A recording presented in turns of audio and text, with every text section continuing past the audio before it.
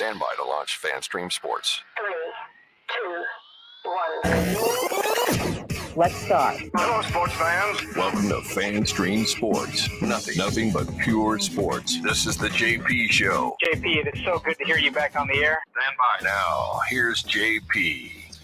All right, welcome into a Thursday edition of the JP Peterson Show. We are not downtrodden. We are not depressed. We're none of that. We're not panicking.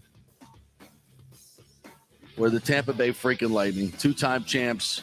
Last time I checked, takes 4 to win a series. So for all you Ranger fans, all you blue shirts out there that are celebrating like you just won the Stanley Cup, not so fast, my friend. Not so fast. There's a long way to go. And just the level of celebrating on the Rangers side just certainly shows a lack of experience in these playoffs. So, no, if you're jumping off the Lightning bandwagon after last night's 6-2 loss to the Rangers, please remove yourself immediately and do not come back on. We've been here before. We know how this works. And if you listened to the show yesterday, I fully expected them to certainly come out slow and well, that's what you get when you're off for 9 days. Full credit to the Rangers. They played a very good game. Some very good shots. They're a very talented team. There's no doubt about it. Igor Shesterkin is an excellent goalie. No question about it. They are a formidable foe. But again, it takes a lot of resilience, which, of course, the Rangers have shown in 2 previous series, coming back, winning Game 7s. And it takes a lot more to do it 4 times. So we'll see if the Rangers got that jam in them. And this could be a series for the ages. We shall see. Nick Geddes from Outkick.com joining me this morning. How are you, sir? I'm doing good. Like you said, no concern on my part. It's one game. Apparently, Andre Vasilevsky is like the worst goaltender in the league now and was overhyped, and we gassed him up too much. That's what I was reading yesterday from Rangers Twitter. It's very interesting to me how one game can change your mind. I love it. Keep it coming, Ranger fans. Yeah. Not smart on your part. We got a great show for you today. We're going to take you up to the Big Apple 10:15. Dan Lucas is going to join us from News Channel 8. He's on the beat up there, so he'll join us at 10:15. Scott Carter's going to join us from the FloridaGators.com. He is up in Destin for the SEC meetings, so we'll check in with him as well. Good friend of mine, Mike Bell from 92.9 The Game in Atlanta, biggest Rangers fan I know, is going to come on and talk some shit, so we'll have some fun with that, no doubt about it. And 11:30, Jeff Attinella from Smack Apparel is going to join us. He's got some new shirts for us, and we'll do some giveaways there as well. So we'll talk some more Lightning. So we've got a full show ahead for you. We're going to be talking some college football, some Lightning, some Rays. The Rays get a win last night. Nicely done. 4-3 comeback. But, man, at one point they have been retired 30 in a row. That's perfect game plus. That's 10 straight innings of going down 1, 2, 3. This is a historically pathetic offense without Wander Franco and Brandon Lau and Austin Meadows and Joey Wendell and anybody else we want to add in there. This lineup on a nightly basis is really, really bad. But let's give them full credit for coming back and scoring 4 runs last night late in the game to win it in 11 in a win they really needed to get back at some good feeling. But this offense, whoa. Did we send the ball to the Hall of Fame, the first hit that broke the streak? I think we needed to. I saw somebody that put that on Twitter. They're like, the Rays, like, all full system stop. The Rays have just gotten a base runner. Please go put that ball in Cooperstown. It's bad. It was bad, but yeah, give them credit. Give them credit for coming back. All right, so nice job by them last night. All right, so let's get it rolling. And so we settled in last night to watch the game at Hat Tricks. Me and my buddy Telfer, and there were a few Ranger fans there. I heard there were a few Ranger fans at the Amalie Arena watch party as well. They're everywhere. They're a very popular team, and I love it. They bring the noise. It's fun. That's what sports is all about. And when they got their first goal from Kreider, which really did portend of things to come because it was sloppy on so many levels. Here's the call from is this from ESPN? Yes, the Rangers Network. The Rangers, it was basically last the night. ESPN Rangers Network. Here's Rangers play-by-play man Sean McDonough. The leading scorer among defensemen, and here's Zibanejad. A pass over to Kreider. He shoots. He scores. Get right back into it. But this is the little carom, a little deflection off the wall. Nice play to put it into the end zone. And what a sell. He draws two. I got the Sportsnet one actually there. The Sportsnet one. Well, the first of all, the play McDonough makes steps up is the play you want to make, and then Kucherov gets caught a little bit on the back check, but it was still there. And I thought the biggest mistake on that play was Bogosian leaving Kreider. Bogosian had Kreider all the way, and then he, when was Zibanejad, right? Got positioning on Kucherov a little bit ahead of him. Bogo goes over there. You got to leave him for the shoot. Let Vasi handle the shooter. You got to stay on Kreider. You can't leave the back door wide open. Good things don't happen when you leave the back door wide open. Let's be completely honest here. In a matchup between Zibanejad and Kreider coming down, steamrolling into the offensive zone, and it's Bogo and Kucherov back there, I'm not thinking I'm winning that battle more often than not. Well, you can't. What you can't do though is what Bogosian did and leave Kreider wide open right on the doorstep. Yeah, and Kucherov, I think on that one, Zibanejad looked like he kind of just rolled on right by him a little bit. And the announce team made a point to say like, well, there's the rust right there. The legs aren't moving as fast. Whereas New York had just the day off, so they're still in game shape. And I think the whole theory about the whole rust versus rest thing, the rust thing is real. It is there's real. no doubt about it. And Vasilevsky, I said it yesterday. Yeah, and Vasilevsky especially, just slow.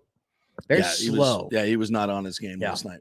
No, look, we said it yesterday. When you take 9 days off in the middle of an intense Stanley Cup battle, and I think Brian Bradley said it yesterday, that it's probably you're probably going to be a little rusty in the first period and half, and frankly, I thought that's when the Lightning played their best hockey. Yeah.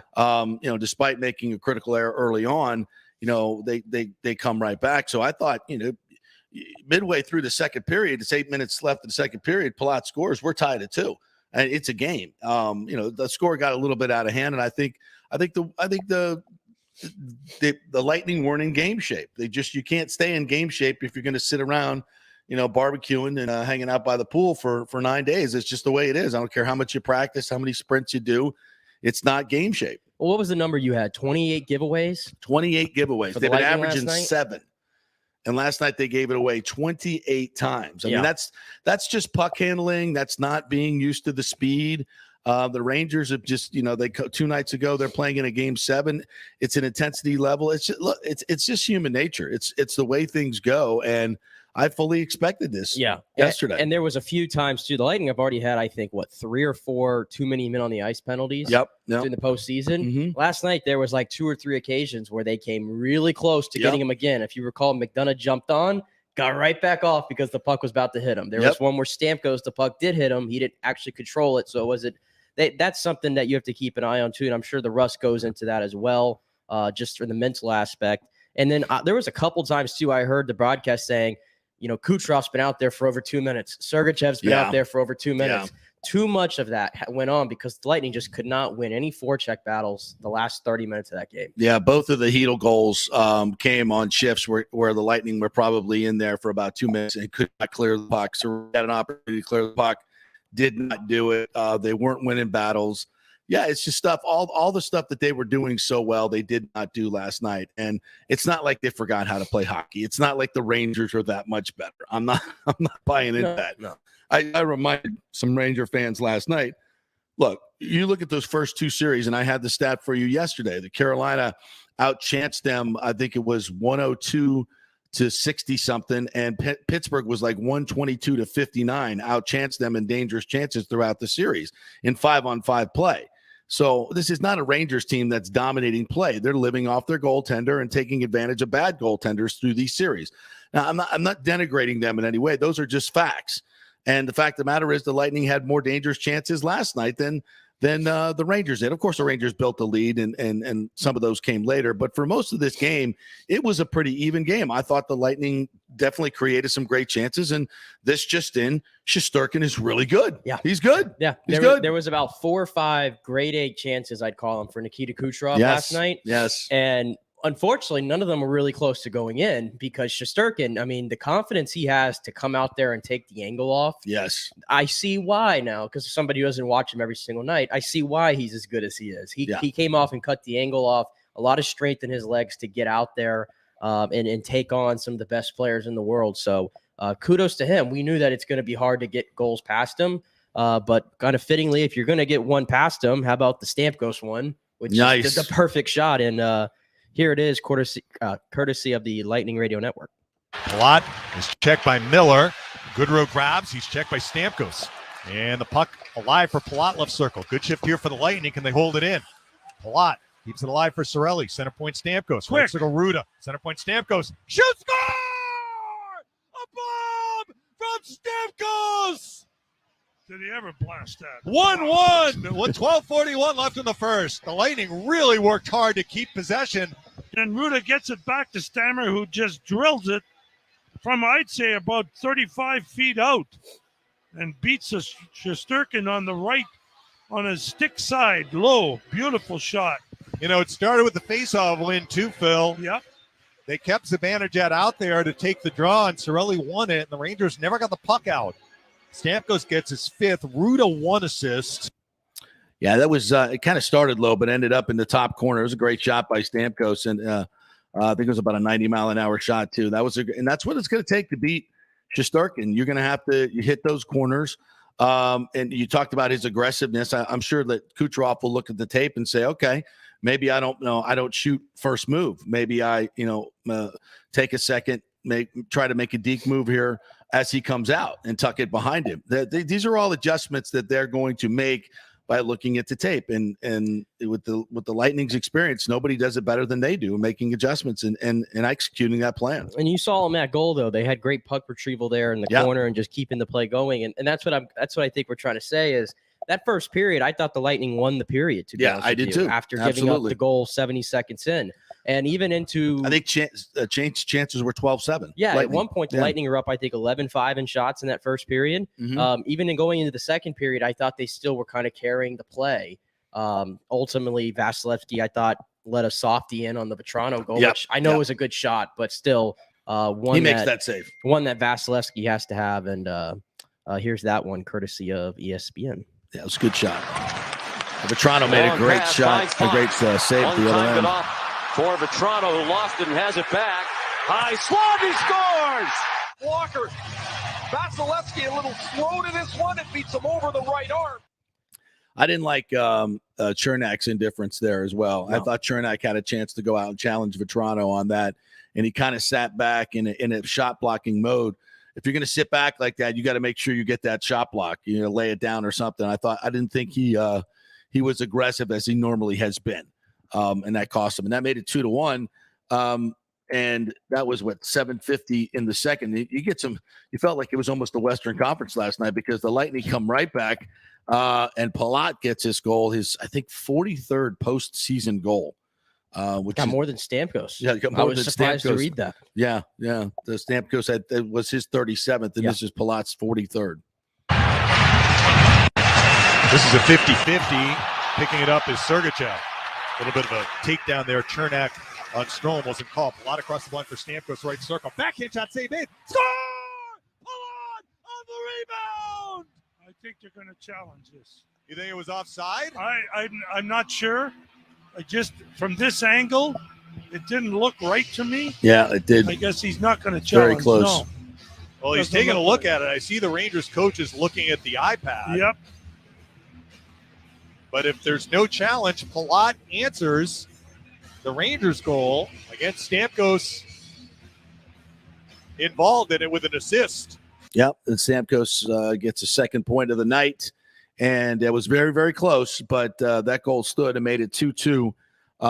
And then the next goal was 2 minutes later, less than 2 minutes later.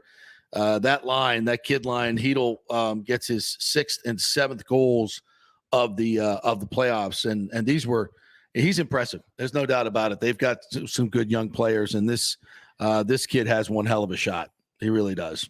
Yeah, they were talking about that kid line a lot, and he only had 8 goals, I believe, going into the playoffs. Yeah, and now 8 goals or 7 goals. 7 in the playoffs. goals now in the playoffs. So yeah, crazy. There you go. All right, we'll take a quick break. When we come back, Dan Lucas is going to join us from New York, the Big Apple, Madison Square Garden. He was there last night. We'll ask him about the atmosphere and more when we come back. Stay with us.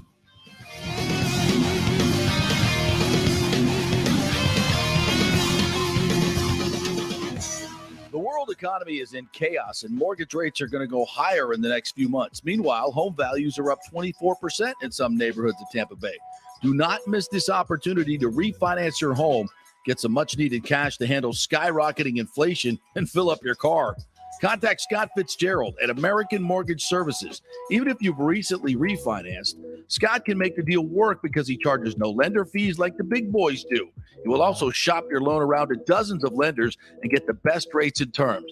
Let them compete for your business. The big banks charge huge lending fees. Customer service is simply a phone number with endless wait times. Scott is local and will personally take your call. Here's his cell phone number. Tell him JP.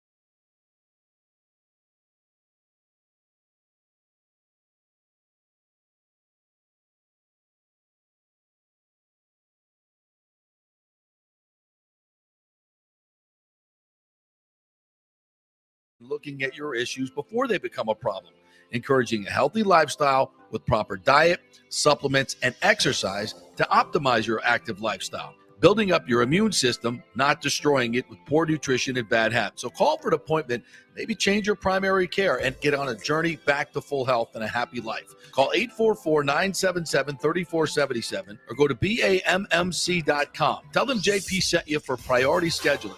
844-977-3477 or go to BAMMC.com. Have you purchased a home in the last 10 years and the stucco is starting to come loose from the upstairs portion? Well, that can cause some serious damage that you can't see until it's too late. Is it becoming an eyesore? Have you contacted the builder and just can't get any relief? That's very common here in Florida. So call the law offices of Christopher Palermo. They can help you. Call 813-221-5636. That's 813-221-5636. He's recovered millions for his clients. The law offices of Christopher Palermo at PalermoPA.com. Coming back at you. Now, more with JP on FanStream Sports. It's only just begun. All right, welcome back to the JP Peterson Show, brought to you by the law offices of Christopher Palermo. You can find him at PalermoPA.com. And he will fight for your rights for any residential or business construction defects that you have had. He is the expert. So find out if you have a case. Go to PalermoPA.com. It's a free call. All right, let's check in with our good friend Dan Lucas from News Channel 8. He's on duty up in the Big Apple. Was at the Garden last night. Very jealous. What's up, Luke? How are you? Oh, I'm doing very well. Thank you. Yeah, it was rocking last night, boy. The Rangers fans were very happy. That's for sure. Yeah. So what was the atmosphere like? Of all the arenas, the world's most famous arena, that's the one I have not covered any events at ever. What's it like? What's that place like? Well, it's, you walk into it and yeah, it's got this historic aura about it. They've done so many renovations and things inside it to keep up with the modern day arenas. I mean, to be honest with you, the structure itself is a dump. Yeah. That's what I've heard. But when you go in there, I mean, they treat you first class. And and then of course you look around, and it's one of those places I always tell you, you can see the ghosts, you can, feel the ghosts of the past. And the ghosts of Billy Joel concerts and stuff like that have gone on in that place. So it has that going for it. But the way the layout is, if they were to find a piece of land here in Manhattan, they should just rebuild for a modern day arena if they were going to maximize there. I mean, it holds 18,000 for hockey, and so they're proud of that. But 18,000 now is just the average. You got to be more than that now. But it's the crowd is what you would expect. It's New York, and I think that stuff's fun. Yeah. So I've been in TD Garden in Boston. I've gotten the full effect of those fans in Philadelphia. All the reputations are true, but you just look around and enjoy it. And people who get into trouble are usually looking for trouble. Right. Exactly. So, but their team played well, and they're feeling pretty good about themselves. Here's the funny part. It was raining last night. It was actually a pretty gross night outside. So the Yankees game was postponed. Right. And all of a sudden, who rolls into the arena for the Lightning Rangers game? Anthony Rizzo. They've been on the big screen. Of course. Conveniently parachuting in for the photo op, which is one of the things they do there. They bring in the celebrities and show them. And to me, it's so forced. Yeah. That hey, look who stopped by. Look who stopped by tonight. Anthony Rizzo's here. Yeah, how about that? And any other celebs? I didn't see Spike Lee there. I don't think. Right now. They, I think it was B-listers last night. They had a women's boxer. They had the Giants coach, a Giants player, but no actors. One actor from one of the Netflix series was there. You can see how they try to ramp up. I think it was that dude, Fat Joe, was there. Fat Joe? Yeah, is that his name? Fat Joe? Fat Joe was there. Who is Fat Joe? He was there. Well, as I'm told, I'm not a big connoisseur of the Fat Joe product, but that he had his He's a rapper. Okay. And now when he pops up on the screen, New Yorkers go crazy. Yeah, so good for them. There you go. And Igor's better chant. Any way you can. The Igor's better chant was raining down.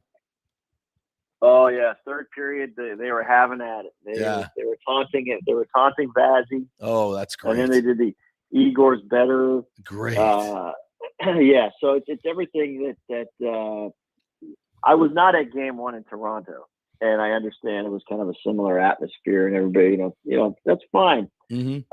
It didn't work out so well. So for those teams, but I would think that people don't know the history of Andrei Vasilevsky. I mean, he's got this weird inner thing that when he has a night like that he endured last night, the next game is just the opposite. So we'll see. You still got to play the game, but he when this guy gets pissed off, I mean, he's like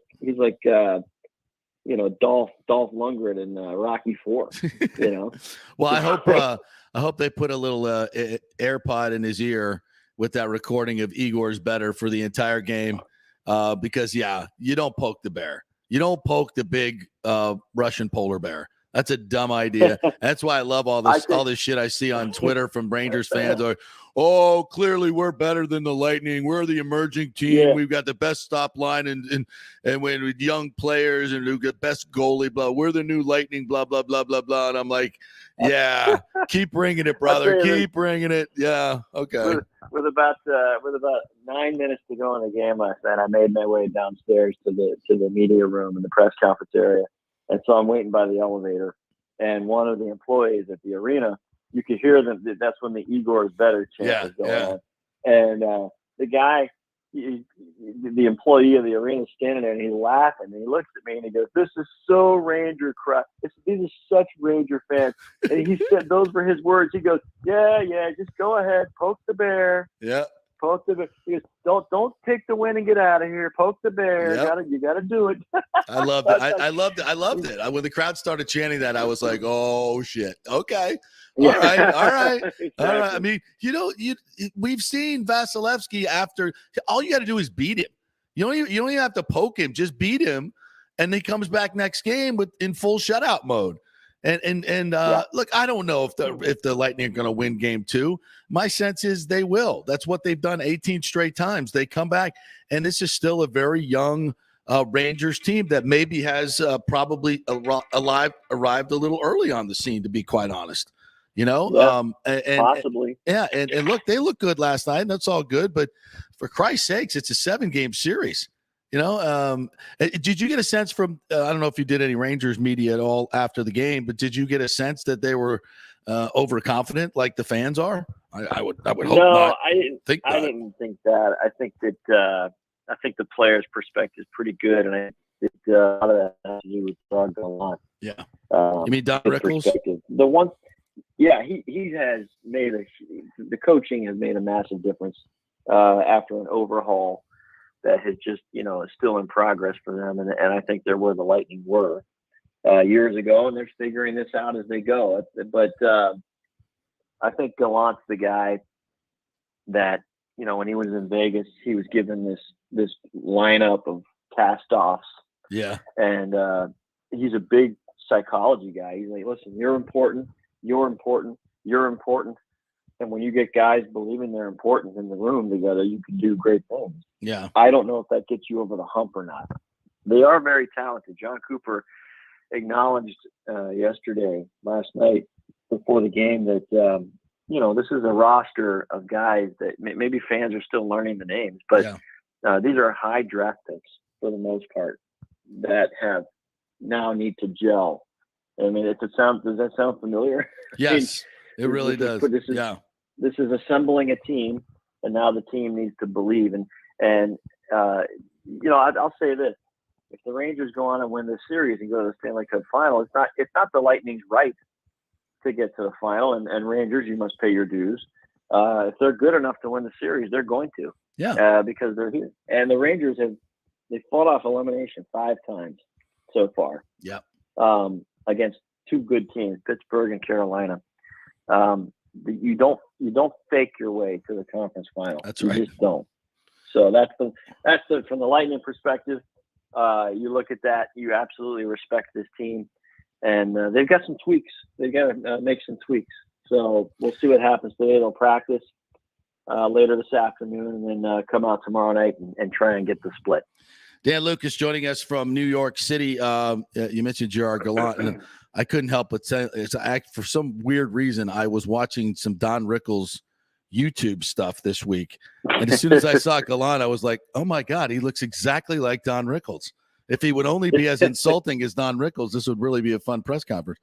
But he has made a difference there. There's no question about it. But I still think that, and this will play out just like you said. And did you get a sense from the Lightning players last night that they felt like this was more what they didn't do as much as what the Rangers did? I know they gave him full credit, but I think Stamkos was pretty direct and is like, that was not our best. I think he said it 3 times. Right. Yeah. Well, the thing is, I 2 things that I was scratching my head last night. They gave up the early goal in the first period. Yeah. And I had to chuckle. I'm like, all right, well, here we go. Thank you for the 9 days off. Yeah. And then they came back and they picked up their game in the first period, and they were rewarded with a very gritty goal, the Stamkos goal to tie it. He checked a guy in the corner. Cirelli makes a play to keep the puck in the zone. The whole line for about 40 seconds, it was just beautiful. And ends up with a Stamkos goal, and you're thinking, okay, well, maybe they've got their legs now, and this is a hard-fought goal. Yeah. And then the second period, they fall behind, they tie it again, and then there was a part of their game that just went away from them. They were down 3-2. This is the Hedl second goal to make it 4-2. The puck was in their zone. I noticed the clock at like 6:30. And then the goal happened with 4 something on the. They were defending for over 2 minutes. Well over 2 minutes, and Cirelli had a chance to clear that puck and didn't get it out. That couple of guys, but that happened twice. That they were on the ice for far too long, couldn't get clears, and they weren't winning battles, and they were giving the puck away. 28 giveaways last night, and normally they've been averaging 7 giveaways. I mean, that's just when you can't defend for 2.5 minutes. And remember, the second period, there's all these nuances to hockey. The second period is the long change. You're defending the longer. If you're going to get a shift change, it's a longer skate to get guys Right. off. So you're in your own zone. You're in no man's land. You're not going to get any guys off.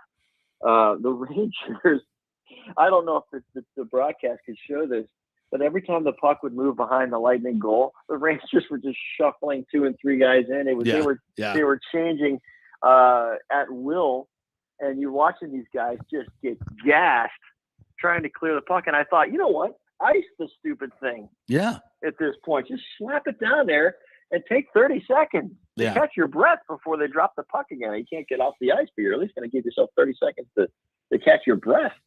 Yeah. That was frustrating, and to me that was the moment. And so they make it 4-2. Now you're chasing the game, and it just got, it was inevitable from that point. They weren't coming back. Dan Lucas joining us from Madison Square Garden area. Where are you staying there down in the city? I'm staying here on 35th. If you're familiar with the city, it's in Midtown, which is where I always like to be. Yeah.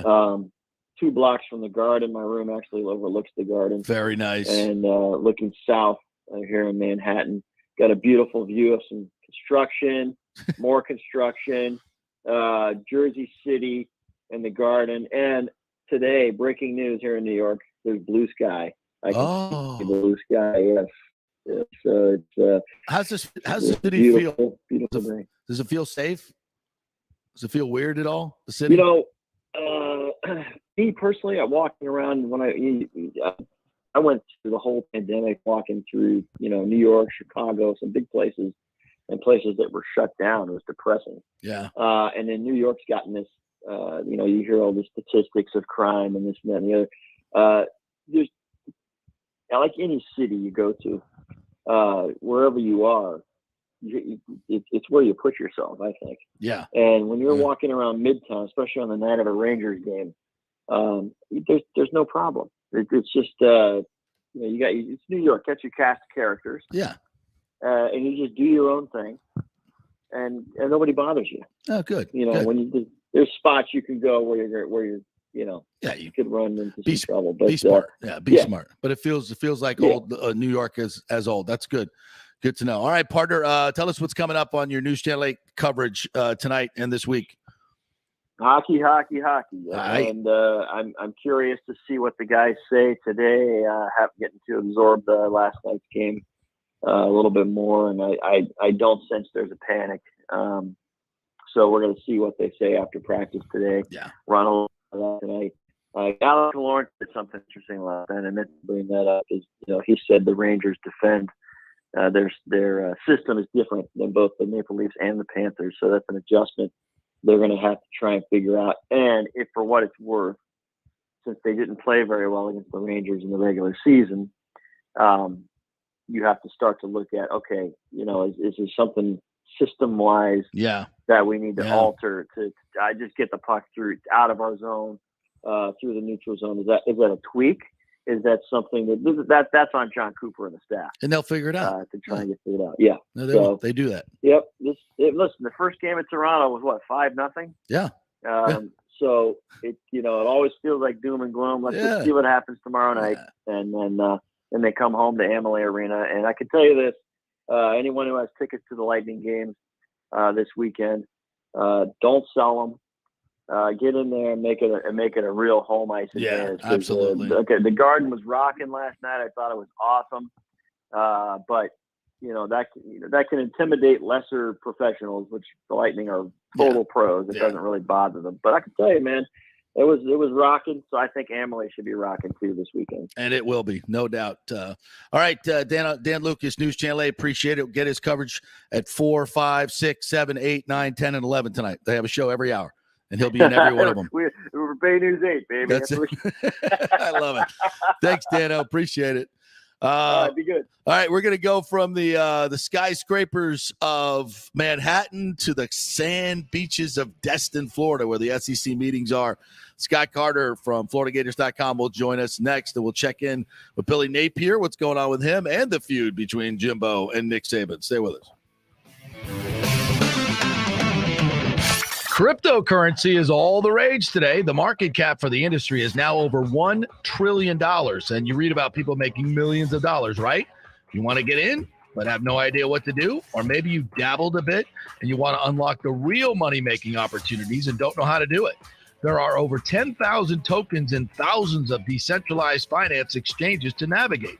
So what do? You go to DeFiLava.com. The folks at DeFiLava.com are in Tampa Bay, and they work with you directly to set up custom accounts, answer all your questions, and provide market analysis. Decentralized finance and cryptocurrencies are here to stay and will change the financial markets as we know them. Get in the game. Get with the experts at DeFiLava.com and tell them JP sent you, and get their free 2022 crypto market forecast today at DeFiLava.com. Don't get left behind, folks. Make some money at DeFiLava.com. The health professionals at Bay Area Modern Medical Center want you to know it's time to commit to a new healthy lifestyle. It's literally a matter of life and death. 42% of Americans are considered obese, and being obese made you 3 times more likely to be hospitalized by COVID. So getting in shape is not just about looking better, it's about living much longer. At Bay Area Modern Medical Center, they take a very different approach to primary care. It's personalized, preventative medicine. Christopher Lugo and his experienced staff are proactive in looking at your issues before they become a problem, encouraging a healthy lifestyle with proper diet, supplements, and exercise to optimize your active lifestyle, building up your three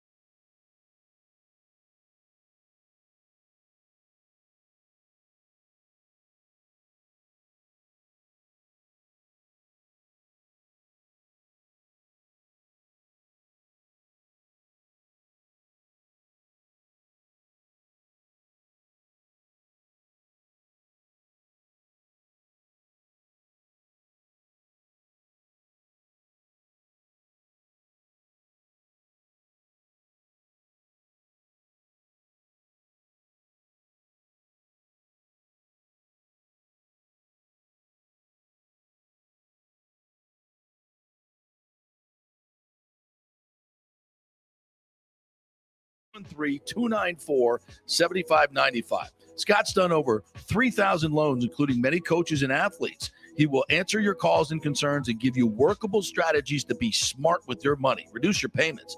It's not just what you make, it's what you keep. 813-294-7595 or email him at scott@amstampa.com. Let's go.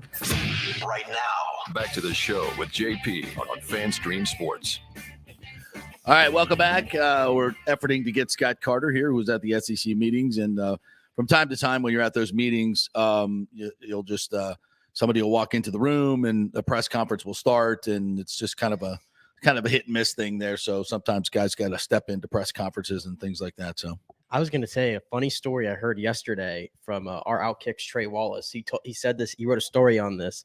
There was this kid apparently from Louisiana, like a junior in high school, and he found out that Nick Saban was going to be at these meetings. Right. And he came all the way to Destin apparently. Right. And he snuck into the area that was restricted to just the coaches. 11-year-old kid? Junior in high school. Oh, junior. Snuck into where the coaches are eating lunch at and just plopped himself right next to Coach Saban. Yes. And he started asking him questions, and I guess he offered Nick Saban $5,000 to leave Alabama for all the heartache he's caused him as an LSU fan. How good is that? Right? That's fantastic. Yeah, and eventually he was escorted out and everything. But our Outkick's Trey Wallace caught up with the kid and asked him why he did it and everything, and even got quotes from Nick Saban about it. What did the kid say? The kid literally was like, he's like, I'm tired of him beating my LSU Tigers because every year it looks like we're gonna get them, and then Coach Saban ends up on top, and he's causing me all this heartache as a fan, and I'm tired of it. So I offered him $5,000. Does he know he makes $700 million a year? Yeah, I don't know, barely not. But yeah, funny little story there. How funny! And so, just from a security standpoint, he gets in, he sits down, he's just eating next to Nick Saban, yo, what's up, Nick? Yeah, literally. With all the crap that's going on with him and Jimbo, was Jimbo nearby? Were they eating together? I don't think so. They're breaking bread I think together. They were far away. But yeah, really cool story. Definitely go read it on outkick.com from our Trey Wallace, who's there in Destin. That's funny because if he's an adult, it's probably harder for him to get past security. But somebody just think, oh, it's probably one of the coach's kids or something. He told security coming in that he was part of a big media company, and that which is a smart strategy, by the way. I mean, you could say that to anybody there, and they all fall for it. Did he mention a particular company or just? It wasn't specified. No. Okay, but he said he I work for a big media company. He said that works these days. He said he was a credentialed media member, and it flew apparently. I would have gone with I'm Nick Saban's son or his nephew, and he told me to come give him a message from my mom or something. It's a little concerning, is it not? For security purposes. You got the most important guy in college football, coach-wise, and you allowed a 16, 17-year-old kid to sneak in and have a conversation with him? Well, in this day and age, yeah. And it's a little concerning. Striking. It's a little concerning. There's no doubt about it. Wow, that's pretty interesting. And I don't know, do we have any of the happy Jimbo Fisher audio? I was literally laughing at my TV when they were showing playing the clips from Jimbo. I'm like, come on, bro. He's all smiles. You just called him a narcissist. You called him Satan, basically. Go check into his record. I mean, he got as personal about Nick Saban as anybody ever has. And Saban, to his credit, didn't fire back. But, it's clear that Jimbo was given the message by Greg Sankey, the commissioner of the SEC, knock the shit off. We're not doing this anymore. And so Jimbo shows up, Mr. Happy Face, smiling, laughing. Go ahead. Let's listen to play some of this. Some of him right Happy there. Jimbo. This is hilarious. What's your interaction with Nick like, if any? We had any, just like we would on normal conversations within the issues that we had. We all had a lot of dialogue. Probably since I've been here, but I've also been in the ACC meeting for all those years when I was a head coach. One of the best dialogues as far as a group of coaches with everyone speaking and having opinions, that I've been around, one of the best ones we had, because everybody knows the pressing issues. But we had dialogue. If we had an opinion, we had an opinion. I mean, we all discussed things very professionally in the right way. Did you clear the air though with him? Did you speak to him directly about what you accused him of? We spoke very in the beginning, and he's what he accused us of. Both things. We said it's over with. We're done talking about it, what happens, and we're moving on to the future, what goes on, and try to fix the problems of what we have in college football. We're a lot more pressing needs than our arguments. So you said that directly. We're done. This is over. We're moving on. Yeah, we're moving on to do what we got. I have no problem. Jimbo, with that says, with 2 weeks have gone by, do you look back? Do you regret anything you said? No, I mean, things are said. And what he says, what we say. I mean, it moves on. We're moving on to the next thing. Jimbo. Yeah, the smile there. The smile.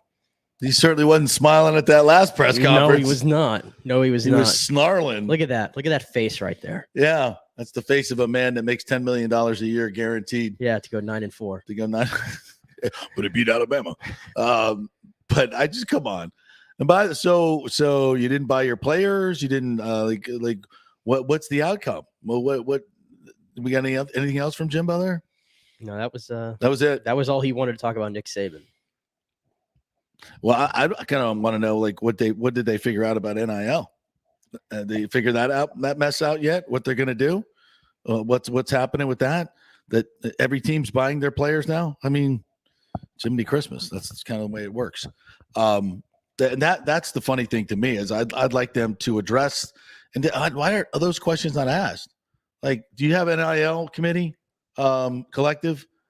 Jimbo Fisher, yes. Are they paying the players money? Yes. Would you consider that buying players? No. Okay. Well, then Alabama's doing the same thing. Everybody's doing the same thing. Why is I just don't get it. It's just, to me, it makes zero sense. And then the NCAA, of course, saying that boosters can't be involved in these collectives. That's all that's involved in the collective. It's such a disaster. And I don't think there's anything that's going to come out of these SEC meetings that are going to radically change what's going on, because they can't really do a whole lot of, they can't restrict the money. That's, courts have already ruled on that. Legislators have already passed laws. So the train has left the station. And however they're going to try and control this is going to be very interesting. All right, we'll take a break. When we come back, I'm going to chat with my good friend Mike Bell from 92.9 The Game in Atlanta, who is the biggest Rangers fan I know, and an obnoxious one. That's kind of an oxymoron, though. Obnoxious Rangers fan. So we'll talk to one next. Stay with us.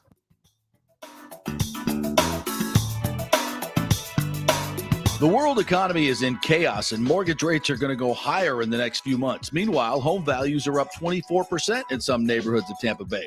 Do not miss this opportunity to refinance your home, get some much-needed cash to handle skyrocketing inflation, and fill up your car. Contact Scott Fitzgerald at American Mortgage Services. Even if you've recently refinanced, Scott can make the deal work because he charges no lender fees like the big boys do. He will also shop your loan around to dozens of lenders and get the best rates and terms. Let them compete for your business. The big banks charge huge lending fees. Customer service is simply a phone number with endless wait times. Scott is local and will personally take your call. Here's his cell phone number. Tell him JP said you could call. 813-294-7595. Scott's done over 3,000 loans, including many coaches and athletes. He will answer your calls and concerns and give you workable strategies to be smart with your money. Reduce your payments. It's not just what you make, it's what you keep. 813-294-7595 or email him at scott@amstampa.com. Have you purchased a home in the last 10 years and the sucker was starting to come loose from the upstairs portion? Well, that can cause some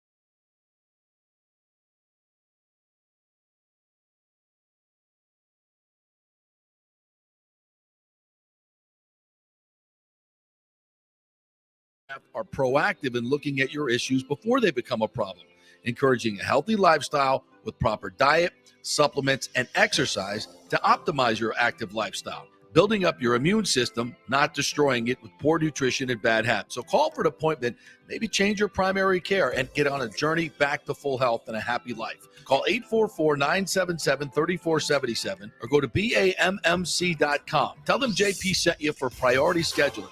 844-977-3477 or go to BAMMC.com. Ladies and gentlemen, let's rock. This is FanStream Sports with JP. All right, welcome back to the JP Peterson Show, brought to you by the law offices of Christopher Palermo at PalermoPA.com. If you have any issues with your construction of your residential or commercial property, he is the expert and can get you what you deserve from your insurance company. Don't go it alone. He's the expert. It's a free call. Go to PalermoPA.com to find out more.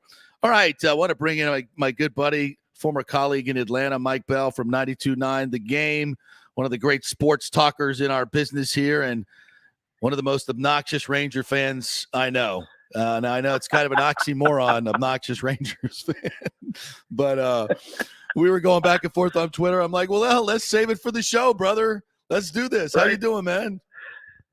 Good, man. I mean, again, it's the one venue where I can talk hockey. You know, when you live in Atlanta and you lose two professional hockey teams in 29 years, you really don't get to talk a lot of puck up here, man. Yeah, so now we can. And evidently, according to the Rangers fans, you guys got the better goalie, the better team. I don't know why they just don't just ship the cup right to Madison Square Garden. I mean, it's over. Scored 6 Now, on Vassie. Come on, right? There is a degree of hubris with the Blues fans, Broadway Blue. I get that. And look, I mean, if I could totally see you guys coming back and beating us like 3-1. You know, it's getting a split at the Garden, which is all you want if you're a Lightning fan. Right. But I will say this: we're ahead of schedule, and when you're playing with house money, bro, it feels good for a young team like this. You know what it is. I got to be honest with you. It's like in any sport. You want the great storied franchises to be good, you know. And the Rangers have sucked for a long time. The Knicks have sucked forever. I want the Rangers to be good. I want this. I want there to be a rivalry between the Lightning and the Rangers. This is what you want, and this is a good young team that you have there. This might be the start of something really good because, you know, by the way, the Lightning aren't going anywhere. You know, Vassie's 28 years old. I think, you know, they still have our core signed for a long time to come. So this could be the beginning of a budding rivalry. No, look, it's good to see the team, as you said, you know, have not really done anything in the last couple of years. You know, last year in the bubble, it was, you know, goodbye, good night. And so you've got to go back to, I think, 19? Yeah, that was, we lost to Carolina 3-0. And then before that, it was kind of the remnants of the team that went to the Stanley Cup Finals against the Kings. So the roster's completely overturned. You got nobody with really, I think we have one player with Stanley Cup Finals experience. Yeah. Lightning are the dynasty, and we get that. But I mean, the one thing for the Rangers, though, is this is a team which when it's kind of like the Cleveland Browns. When you get every like top draft pick, you really can't screw it up, can you? Right. You know, I mean, they've got a bunch of young core guys. The acquisitions they've made have paid off. Zibanejad has been fantastic. And a guy that's funny, it was, you know, if you're a hockey fan, what do? You bitch and moan during the game. Just against the Penguins, I literally, JP, talking with my 15 buddies from high school up in New York, I go, oh, the bread man is terrible. And then he hits the game winner. So, you know, misery, and then you go from the agony and the ecstasy. And I do think you guys, after beating the Panthers, and like you did, and by the way, I love the storyline, as if the Panthers are the first NHL team to ever go to a strip club in Tampa. Right, exactly, yeah. But you guys smoke them. I just think we are a hot hand. Now, can we sustain it? Will we wear down in this series? Because you guys are obviously going to be well rested. Right. See, that's the thing. I think a lot of us as Lightning fans said it on my show yesterday. I expect the Lightning to be very rusty.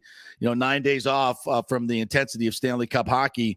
You just don't get that timing back right away. And the Lightning had 28 giveaways last night, 28 giveaways, and they averaged 7. And that's just not, you know, playing at the speed of in these intense games. I mean, you go from the poolside barbecue to Madison Square Garden, right? You know, it's going to be a little bit of an adjustment period for them. So it's kind of like what I expected, to be honest with you. And again, they brought the energy at the end of the game. Obviously, we knew there was going to be some shenanigans and some fisticuffs. Yes, and that's to be expected, because you know you gotta kind of set the message for next game. And the one thing is, like you mentioned, you know, Vasilevsky.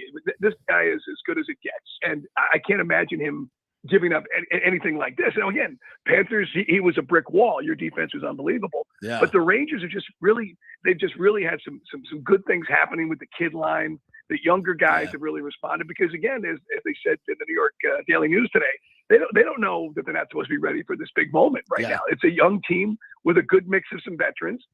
We've got guys, and by the way, you know, there's guys that every Ranger fan has been like, you know, Trouba wears us out with dumb penalties and dumb mistakes. Yeah. And sometimes we're sitting like waiting for Kreider to step up, and then Kreider has responded. So I think, like any team, there's an ebb and flow through the playoffs. JP, to be honest, the scariest moment for the Rangers was watching Igor stink it up against the Penguins. Yeah. You know, it was like Shesterkin was having an existential crisis. Like, remember, was it Roberto Luongo years ago? Is this guy going to just like totally flame out? Yeah. After being like a Vezina finalist. So that was huge for us to get past. When I say us, the royal us, to get past the Penguins and see Igor really bounce back and have a demonstrative performance against Carolina down there in Raleigh in Game 7. You know, and I haven't watched all the Ranger games this playoff. So I'm, you know, just watching and reading, seeing the highlights. And then doing my research, I'm like, Carolina outchanced them. I think it was 101-69. The Penguins 122-59 in dangerous chances. And I'm like, and then of course, you know, the Rangers have not played some, you know, top flight goalies. Let's just be honest. I'm saying, well, is this Rangers team for real? Like, I mean, it's because those numbers would suggest that the 5-on-5, they haven't really been that good, and they're just relying on their goaltender. Now, frankly speaking, the Lightning have lived off that kind of, but not to that disparity. So have the Rangers been, I mean, I haven't watched all the games. Is it just Igor standing on his head, or have they been really good in special teams and what have you? Well, the power play was great. That was the thing against Carolina. We were seeing all the scoring at the same time that Calgary was playing Edmonton. It looked like an NBA game. Yeah. And then meanwhile, Carolina was forechecking. I think that's part of it. But Carolina forecheck really stymied us at times. We would turn it over, especially on the road. We initially looked like we weren't going to beat them in their house until game 7, where they just, again, the goalie situation. You're right. We've not gone against the caliber of goalkeeper we're going to see with the Baz in this series. But the power play for the Rangers, penalty killing has been great. Yeah. Power play is ramped up. And then just opportunistic play. I mean, you saw Zibanejad with that great, if you saw it last night, he fakes the slap shot, passes it over, and obviously Kreider hits it. And that's a big, get that goal early. Yeah. And I think because of the Penguin series to be down 3-1, JP, and then down 0-2 to Carolina, they can take a body blow. I mean, for a young team, they can take the shots and then capitalize when it matters. Interesting stuff. Mike Bell joining us from 92.9 The Game in Atlanta. Well, as far as the hockey goes, good luck the rest of the way. Maybe we'll see you down here in Tampa for a game. Come on down, brother. It'd be fun. That's the thing. The wife is like, I got the in-laws visiting this week. I'm like, let me just drive down there on Sunday. Let me just drive down to Tampa. But man, look, I'm not trying to be one of these wackadoodles you see. Let's go Rangers. You guys probably get to split at the Garden. Come back. You guys have got the experience. But a young team that is playing right now on a heater with a good goalkeeper. Yeah. It has happened before in the NHL. So I think this thing can go 6 games, brother. Now, you cover all the sports. Is there anything more fun than getting in the Stanley Cup playoffs with the intensity like this? And your team is in it, the Rangers. I mean, I've been living this dream for 8 years now with Cooper, 6 Eastern Conference finals in 8 years. It's just been unbelievable. How fun is this for you just as a fan? Well, you guys are living a charmed life. I rented a house down in Indian Rocks Beach last summer, and to see all the Lightning flags and all the Buccaneers flags, I'm like, you guys, I mean, this is like a dream. Yeah. Obviously, we got it done with the Braves, and that was an amazing fall. But there's so many transplants, just like in the Tampa Bay area. We got a lot of New Yorkers. They live amongst us. I'm one of them. But yeah, I went up to the Garden for Game 3 against Carolina. There's just nothing like that energy, and I know we've always said it. And nothing. They tried everything on television. There's still nothing like being there. Yep. And JP, for what you guys have got, I'll give you a history lesson. I remember going to a Ranger game. I think it was '95 at Tropicana Field. Yeah. When they had the giant curtain up. Yes. And to see the facilities that you guys have got and that amazing scene, downtown in the harbor. I mean, we're jealous of that. We're jealous of Nashville, man, in Atlanta. We've blown it twice with hockey. That's right. There's That's right. Quite like it. Well, hey, real quick, because I love drawing the analogy with baseball, with what the Braves did and what the Rays are trying to do, and you can talk about this. I mean, because when Turner Field first started, they were drawing 2.7, 2.8, 3 million fans, and it dwindled over the years because the fan base was in the northern part of the city and the stadium was in the south, and it took forever to get there, especially on school nights. And the attendance just dwindled. It was in the wrong part of the city. And then they moved it to where their fans are, which is what we want to do here. And everybody says here, oh, well, it's still the same city, same fan base. People won't turn out for the Rays. I'm like, bullshit. You move it to where your fans are in the middle of in a better location, and you build the battery around it. It's going to be a tremendous success. And what do we know? Hey, you got a World Series out of it. And I think the new stadium was a big part of it. And we're second only to the Dodgers. They're doing crazy attendance. I mean, you should see the lines when they're giving away the replica World Series rings lined up to the battery. Yes. Look, I got to be honest. When we made this move up to the burbs, it's a shame because the stadium, for those who don't remember, the original Braves stadium that was Turner Field, that was the Olympic Stadium from '96. And there was a lot of political gerrymandering. Mass transit, the MARTA system doesn't run directly to the ballpark, which was criminal. So they never really developed the downtown where it should be. And they should have kept it there, but they couldn't get a deal from the city. They saw the Falcons get the deal from the city. They saw the Hawks get a deal. So they basically said, we'll take our baseball and we'll go to where the fans are. It's not like it's a great mystery demographically. They're in the core of Braves country. And then the system, where they're at, we're two major, you got the 285, our Ring Road, and 75. We thought it was going to be a nightmare for traffic. It's not. It's easy to get to. The facility's amazing. If you saw it on television, it truly is. It's someplace you want to be before, during, and after the game. It really has become a place to be. Yeah, and you can do it in Tampa. It just takes the political wherewithal to try to get somebody to cough up the dough. Exactly. And I thought the Braves did it basically a 50-50 partnership. Actually, the Braves paid for all the cost overruns and everything else. Right. And it's been a great deal for them. And it's been a great deal for Cobb County. I know there are some economists that look at it and say, oh, no, it hasn't been. But when you add in all the ancillary development around Cobb County, because that's where our station obviously used to be. We know it better now. It used to be a grove of trees right across from our station. And now all the office buildings, I mean, talk about the development around there. Yeah, the battery, and this is the one thing, it was kind of funny because, there was definitely some there wasn't a lot, put it this way, JP, there wasn't a lot of transparency in how the thing went down between Liberty Media, who owns the Braves, and from Cobb County, and one of the guys got voted out of office to kind of put the deal together. And some Cobb citizens had the taxes go up, but, that's collateral. I think most fans will say, I'll take it. The good news is Liberty Media, after saying, look, we got to pay down debt. And there was a lot of, come on, pay down debt. You're a multi-billion-dollar company.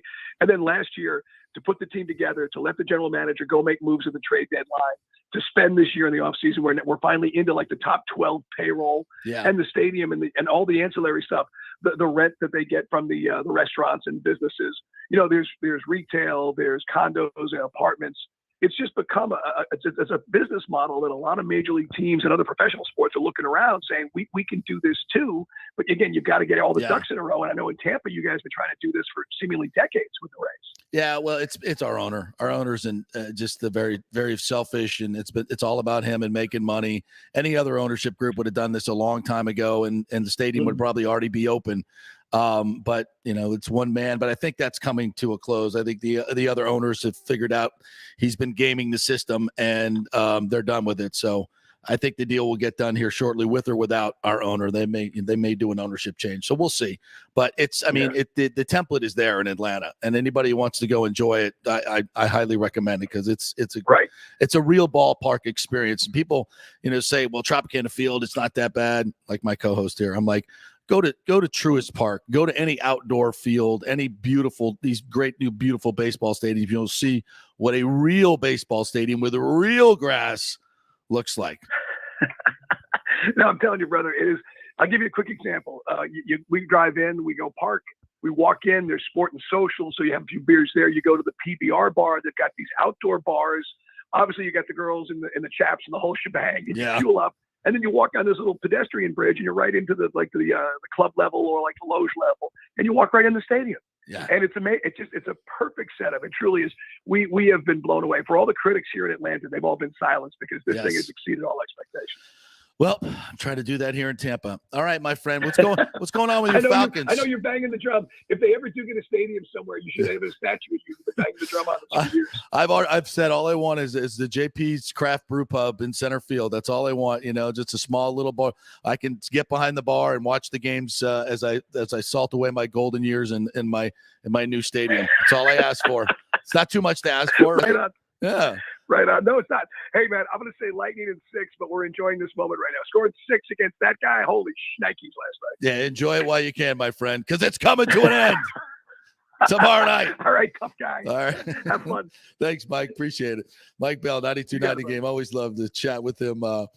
Is there anything better than a good, respectful back and forth between two teams? I mean, this is what sports is all about. It's fun. You don't have to be – you don't have to be a whole Ranger fan or, not welcoming Lightning fan, which are rare, by the way. As respectful as a Ranger fan as I've heard so far. Yeah. You ever just have that one person on Well, he's lived in the South most. No, but what bothers me is when you have friends. This is my situation. You have friends who you've grown up with or went to school with that live here in this city and are Rangers fans. And I'm having to see their timeline yesterday all over Twitter talking crap about Vasilevsky. That just boils my blood. It shouldn't, though, because it does. It's going to come. There is nothing. When I see tweets like that, I'm like, I can't wait to retweet this in 5 days when we're up 3-1 in the series, and I'm like, and to be like, hey, this didn't age very well, Mr. Ranger fan. Listen, I am a Tampa. We did this with the Panthers fans. We did it with everybody. It's different with New York. Toronto. It's different with New York. I am a Tampa homegrown and raised, always will be here, hopefully. And anytime I see the Yankee fans, Ranger fans running their mouth in my city, in my city, you were not born here. My city, it gets on my nerves. When I see Emily during those games where they played the Rangers and it was like 60% Ranger fans or more, boils my blood. Boils my blood. Yeah, I guess if we're losing to them all the time, like, you know, where it was because they're the loudest then. When like when the Bucks were in the middle of their horrific run and and we were in the NFC Norris, where, you know, the Lions fans and Vikings fans and Bears fans would come down there and just embarrass us, and we just had this shit team. You know, that's when it sucks. That's when it, you know, and I'm an objective reporter, so I don't get involved in as much as fans do or try to be. But when you're winning, it's great. You're winning cups. You guys, I loved watching Ranger fan on Twitter last night, just getting all uppity. It's the people. They're gonna look so stupid. This is what boils my blood. It's the people who live in this city, who are not from this city, who then complain about this city when they're from New York and they're cheering on the Rangers and Yankees. Well, that's listen, what first gets of all, on me. I don't. If you've grown up in another area and if you grow up in New York and you're a Rangers fan, let's just say, and you move down here, you know, there's always been a thought of, oh, well, you need to adopt our teams. I don't believe in that, because if you're emotionally attached to your team, and just because you have to move or whatever for whatever to betray that, I think is cheesy. I mean, that's if you're emotionally attached to your fandom, you don't just move to another area and go, oh, I'm a Lightning fan now. That team, I think that team has to earn your allegiance over the years as you live here. And if the team organization, they run it right and they reach out to you as a fan and they win you over, so be it. But if not, that's fine. Pays you money. That's go to fine. the Lightning game. But don't run your mouth about my city while you're cheering on in my city. That would be, first of all, what could any New Yorker say at this moment after the last 2 years about Tampa Bay versus New York? Like, we're gonna have Jeff Attinella on from Smack Apparel, and they have this great shirt that has the Tampa Bay skyline and the New York skyline, and Tampa's greater than New York. I love it. What could they possibly say? I don't know. I'm biased, but this is the perfect size city, perfect city to be in. Oh, what do you got? You got a bunch of losing franchises that haven't done shit in forever. The Yankees choose to spring train here, for crying out loud. Yeah, I mean, most of you would live here if you could. Yeah. And in the last 2 years is absolutely proof positive of that. And because you're all here, people like me can't buy a house in the city that I'm from. I mean, what are we? Are we jealous of the skyscrapers of Manhattan? No. The traffic, the horrific crime, the stupid policies that they had all during COVID, the lockdowns, the stupid mask mandates, all these dumb things. This is really, what are we jealous of in New York? This has really turned into a crap. Ooh, crap your homicide rate is really good. Wow, great job. Yeah. Defund the police. That's a great idea. I think you should go forward with that idea. Yeah. That's working well for you up there in New York. I mean, those are your what do they issues, got? not mine. What do they got? They got nothing. There you go. But get one of your New York fans on here to debate with me. Like, what do they got? And nothing. Just Bob. That's the people. They got better baseball stadiums. I'll give them that. And that's what you got. I think New York Yankee Stadium has no character at all. It's got no good museums. They got some good museums. Plastic rip off of the original that should have never been torn down. Plastic. City Field, same way. Should have kept Shea. Yeah. I don't know about that. Give me the Trop over both. You know what? Yeah, you know what happened yesterday night, by the way? There was a rain out in the Yankee game. So there was no rain out in Globe Life. There was no rain out in Trop. There's too many games anyway in baseball. They need a rain out every now and then. No, we shouldn't even replay it, to be quite honest. I know the Rays are always going to play baseball when they're playing here. So always going to play baseball. I'd much rather have a few rainouts a year in a grass field. You make them up with double headers. Yeah. It's not that big a deal. Yeah. It's not that big a deal. I'd much rather than that plastic ass artificial crap that your superstar franchise player can't even play on. Your words, not mine. Love the Trop. Love the Trop. Let's make some more catwalk rules too while we're at it. Well, yeah. And by the way, this weekend, have you ever heard did you see the fans bitching? It took them 45 minutes to get out of the parking lot because there was no parking lot attendance. The dude won't even pay for parking lot attendants to get people out of the parking lot. Yeah, for those Yankee games, it's My brutal. God, It is brutal to get out of there. Yeah, that's why that's one of the reasons when there's a big crowd, I don't want to go to the Trop when it's a huge crowd. I mean, it is a much better atmosphere, but getting in and out of that place, you got to, pretty much plan on spending the day in St. Pete, which is not a bad idea. But if it's a Saturday or Sunday, but I mean, they don't staff the place, so you can't. When it's crowded, you can't get food, you can't get drink, you can't get out of the damn place. It's awful. We deserve better. And you started me on this rant. So I didn't even start you on this rant. You said something about the Trop. I just wanted to take the time to tell the New York fans, please stop dissing my city while you root for your team in my city. Well, the only thing they can diss us on is the Trop. Just about. Like, our baseball stadiums are better than yours. Yeah, true. That is. Yeah, you got us there. No doubt. All right, we'll take a break. Come back on the other side. We'll get a little bit more Rays on last night. We haven't delved into that big win by the Rays last night. The match, Brady had some interesting comments in the match. We'll talk about that. And a really good feel-good story in soccer that we want to get to. Stay with us. Italiano Insurance has been serving and working in our community for over 60 years, and it's not just about insuring all the pieces of your life. Italiano is as much a part of Tampa Bay as the Cuban sandwich, Gasparilla, and our Bucks, Lightning, and Rays. They're also active supporters of great charities like the Humane Society, Metropolitan Ministries, and local pediatric cancer centers. Hey, we all need insurance, so do business with a local company with a commitment to our community. Don't call some 1-800 number. Call Italiano and be greeted by one of your neighbors. That's 813-877-7799 or ItalianoInsurance.com. Named the Small Business of the Year by the Tampa Chamber. 813-877-7799. Cryptocurrency is all the rage today. The market cap for the industry is now over $1 trillion. And you read about people making millions of dollars, right?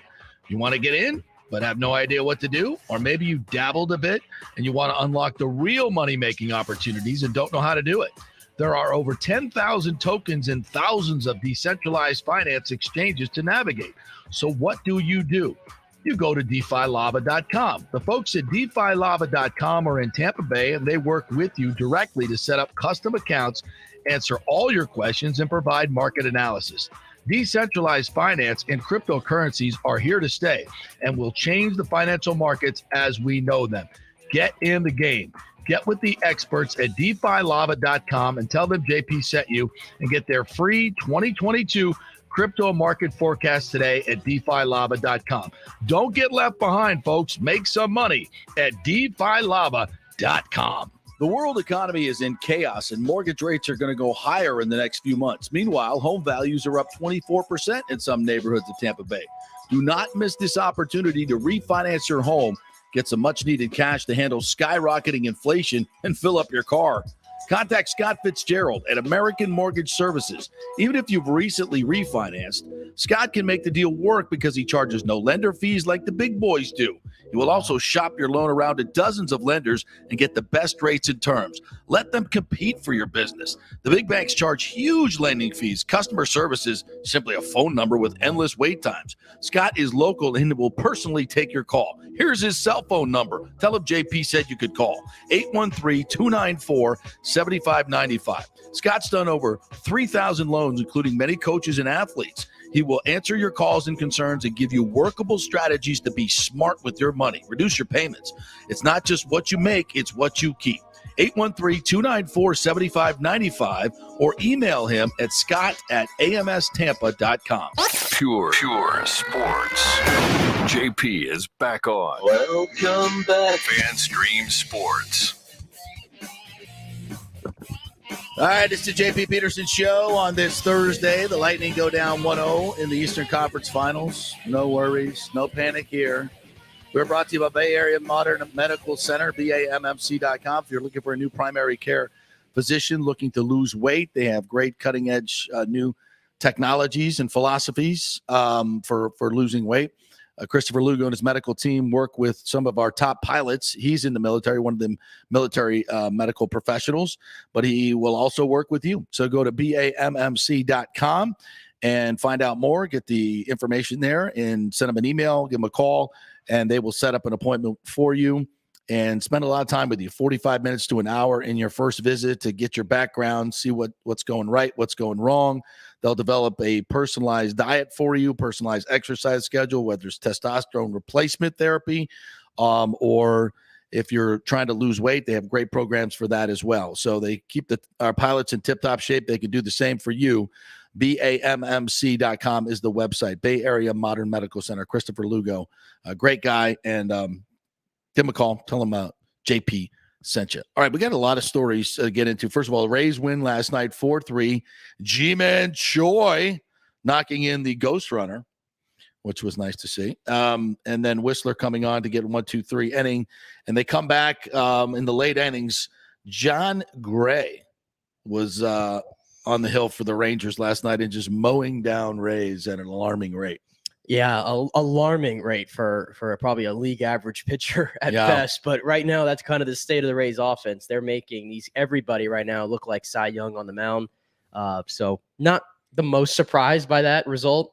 Was trying to keep track of that while the Lightning were going on. But like I said, it's so hard to watch playoff hockey and then try to watch anything else at the same time or turn it on during intermission.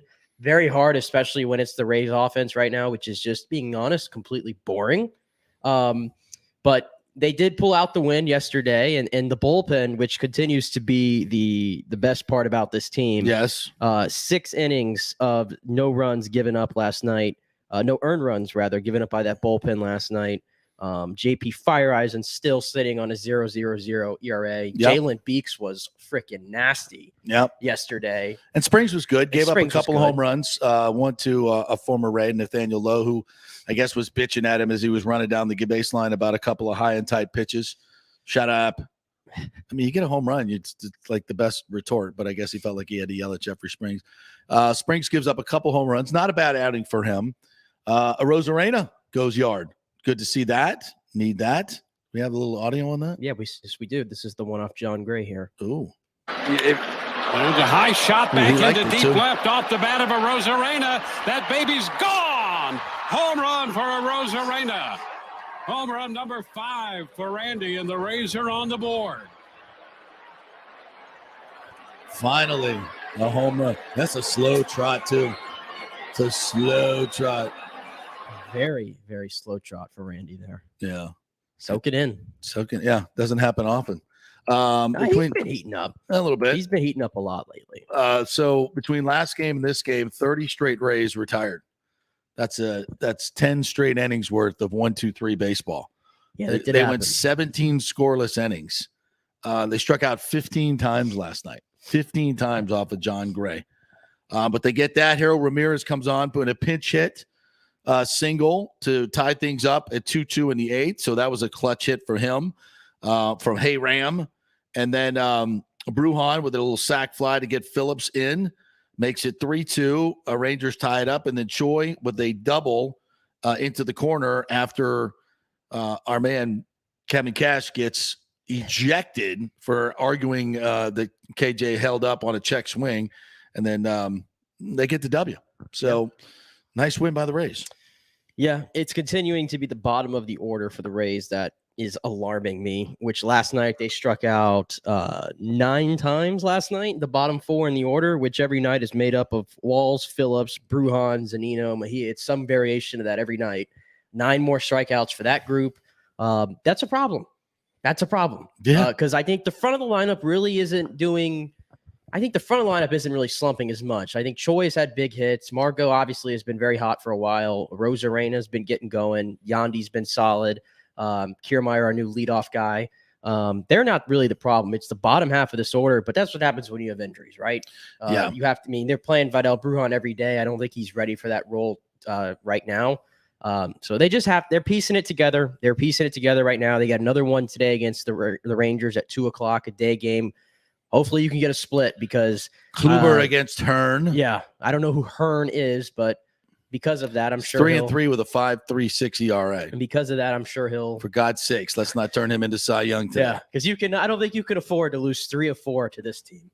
That's not needed right now. No. And of course, Hearn's probably licking his chops going, they get to pitch against these guys today. Yeah. Well, we'll see what happens. A little day baseball. 3:05 Eastern time start, or is it 2:05? 2:05 Eastern time. Yeah, so they get a win. And I why do I feel like I'm just like waiting for Wander Franco to come back, waiting for Brandon Lau to come back, and just like I'm waiting for them to get their whole Patino, by the way, through to live hitters. So it looks like he's coming back. Boz is coming back sooner than later. I'm like almost just like, okay, when they get their team back, I'll go watch them. Right now, I'm just into the Lightning. Yeah, that's normal. Like I said, it's a normal instinct because it's just hard to watch anything after watching playoff hockey right now. But at least, right now the Rays play today at 2:00, so there's nothing else going on around that. So my full attention will be there. Even like the match yesterday, I tried to watch some of that, and I just found it incredibly boring. Well, first and foremost, the broadcast itself, I don't know who the hell that was doing the broadcast, but I mean, TNT was doing it, but the production company they hired had never done golf before, clearly. I mean, they didn't have the shots landing. It was just choppy, very, very choppy. I was like, what did Brady leave his driver on the driving range and go back to get it or some stupid thing? Yeah, I mean, I think Mahomes said he had to make his third outfit change. His third outfit change of the day. By the way, your clothing line, Tom Brady, the most unique thing is the little pocket here on the chest. What do you do with that? What are you putting in there? Pins? I don't know. Your phone? No, you're not doing that. I mean, and then the Brady logo, just Brady, block letter Brady. That I don't get it. I'm no fashionista, but I ain't paying $75, $100 for that polo shirt. Hey, I told you. No, sir. I told you about the whole Nordstrom thing. I was actually I was there over the weekend. They still have the section cordoned off. Not Brady cordoned stuff? off anymore, but it's right there in front of you. They have like a mannequin wearing Brady stuff running, wearing all the Brady brand, and I didn't even entertain going over to check the price tag on it. I would have to just to go laugh at that. There were a couple cracks last night, and a couple of good-natured. Brady comes over and shows his golf ball that has the Lombardi Trophy on it. And said, "Hey, Josh, have you ever seen one of these before?" And he hit a shot chunky, and he said, "I think I have that audio here." Oh, do you? Yeah. Let's see. Yeah, the Lombardi here. All right. Let's see. Hey, ask Josh if he's ever seen one of these. Josh, have you ever seen one of these? Do you know what that is? I've seen one before. Seen one? Okay, I've seen it. Okay. Mental intimidation. You got. I don't know why that's so funny to me. Like, he's like not trying to be funny, but like he's just funny. And this is such a weird side of Tom that we didn't see for 20 years. Yeah. Well, he's got better writers now. I think he's got better writers. Maybe. No, at least that's what Mahomes said. What was it? So afterwards, I don't know if you have this audio. So afterwards, they were doing the post game show, and somebody asked him about his new, broadcasting gig. And he's like, "Well, I'm really looking forward to going around to all the different venues and facilities and meeting the players and and giving back to the players. I really want to give back to the game, and so that I can teach, pass on some of the things that I've learned to some of the younger players as I'm doing this. So giving back is a big deal for me." And then Rodgers goes, "Yeah, do you get paid that much for giving back all the time?" And the other guys laughed and chimed in. He's like, "Well, yeah, come on, Tom. Don't start with I'm giving back to the game. You're making $37 million a year. That's called doing your job."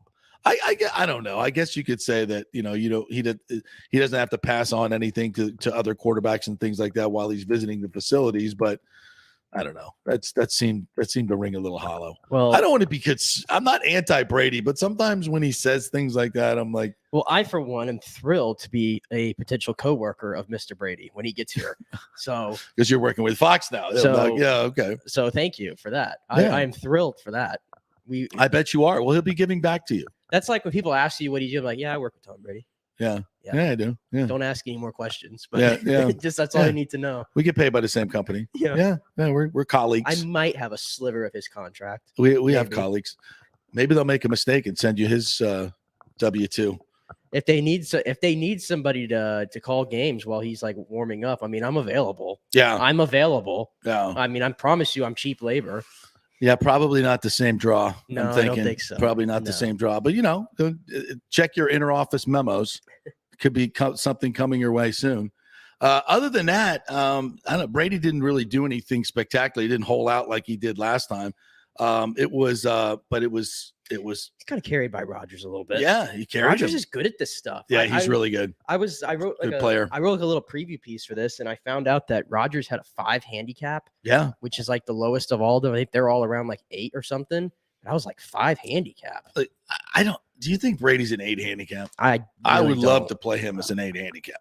He had a really good approach shot on 2, I think it was. Yeah. Did you see that one? Yeah. He kind of threw a little dart in there. Yeah. But outside of that, I was like, yeah, not Mahomes the best. made some clutch putts. Yeah, he made some clutch putts. Rodgers is the best putter that I've seen. That's a professional putter at this point. Yeah, I mean, to roll in that birdie, it was about a 10, 15 footer. Yeah. On first of all, great shot on the last hole, and then to roll it in, that's clutch. That's freaking clutch. Yeah. I think every time though I watch Too bad these he's not things, that good at football. Ooh. In the clutch. Ooh. What was it? I think Mahomes too. He roasted Josh Allen. I think he said Josh Allen, what's his biggest fear? And I think he said the coin toss. Yeah.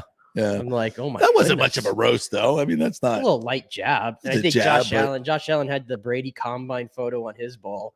That's what he showed Brady. Oh, nice. But I still Nice. think the Lombardi one was better though. Yeah. And he could have gone even worse with what he said, I thought.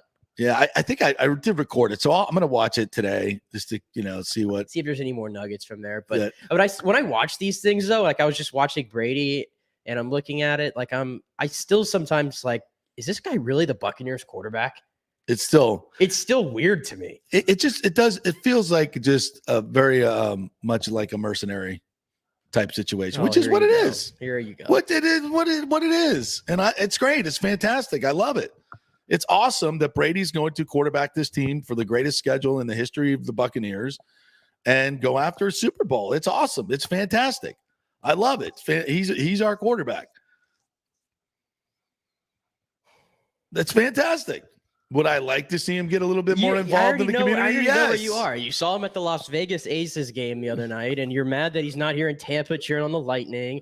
He's doing the match the same day as Game 2. Why isn't he here? Why is he everywhere else? Can he not put on a Why Lightning is he not jersey? at OTAs? Are his Bruins ties that deep? Doesn't have to.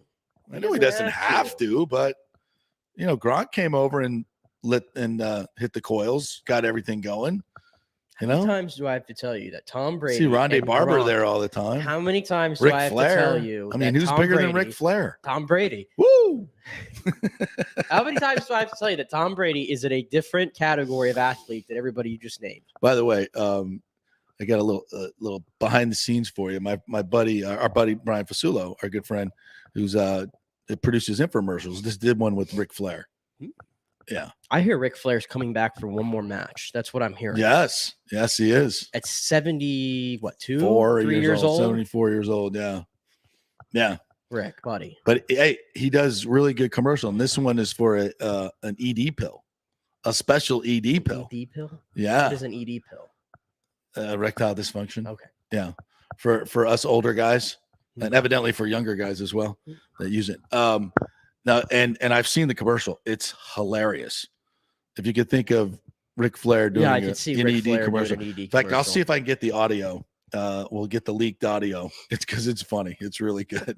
If you can imagine Ric Flair doing a commercial for an ED pill, which I really can. of course really you can. Yeah, very well cast. Very well cast.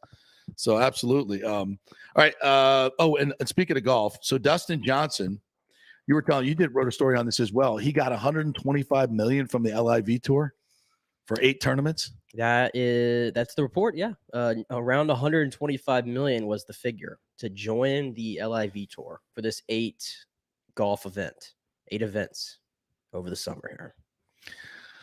Well, the PGA Tour has not specifically said anything about Dustin Johnson, but they did reiterate their policy that they will not allow players from the PGA Tour to play on this tour and not have some type of sanctions. So they have to sanction Dustin Johnson. And the USGA, who's run the U.S. Open, they have not decided whether they're going to sanction players that are going on this tour either. And look, I'm a little torn here because, I mean, how's the guy supposed to say no to $125 million for 8 tournaments? Come on. I mean, especially like for some of these guys like Sergio Garcia, Ian Poulter, Graham McDowell, the guys, they've had their day in the sun and they're kind of just playing at this point to play, right?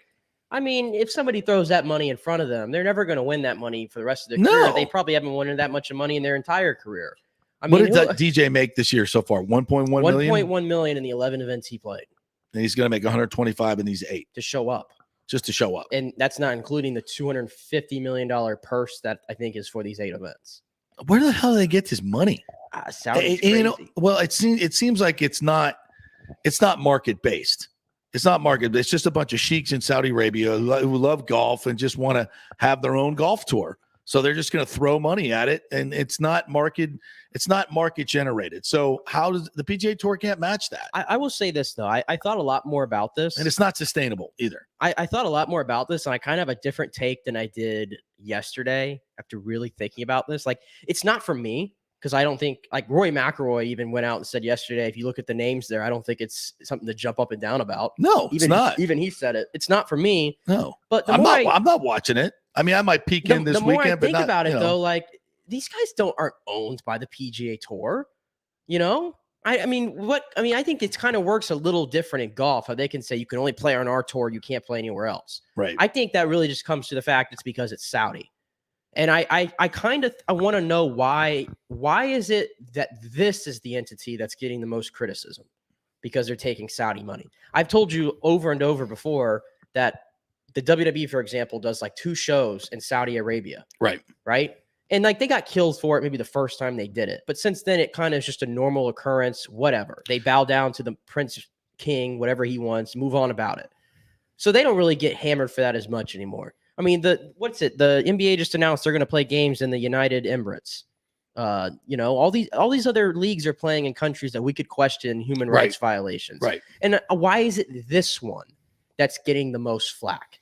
And I think it's because of their, first of all, what Mickelson said, obviously. Mickelson didn't say, to me, what Mickelson said is not, I'm not going to say he should have said it by any means, but I don't think it was the worst thing in the world, and it shouldn't have resulted in his entire legacy being tainted like I think it has by some.